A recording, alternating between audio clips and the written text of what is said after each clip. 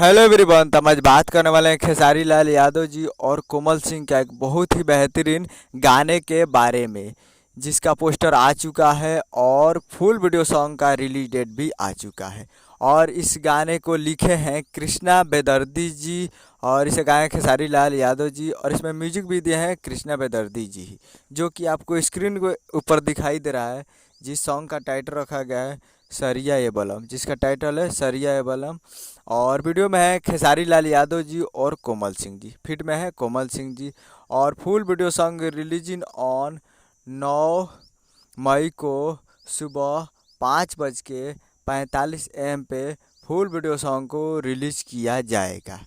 तो 9 तारीख को सुबह 5:45 पे तैयार रहिएगा।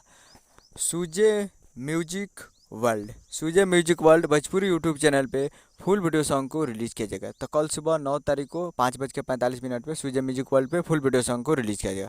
उम्मीद करूँगा वीडियो अच्छा लगा तो चैनल को सब्सक्राइब बेल आइकन प्रेस करते हैं। कैसे खेसारी लाल यादव जी का लेटेस्ट न्यूज़ लाते रहे। वीडियो को लाइक कीजिए। मिलते हैं अगले वीडियो। जय हिंद, जय भोजपुरी।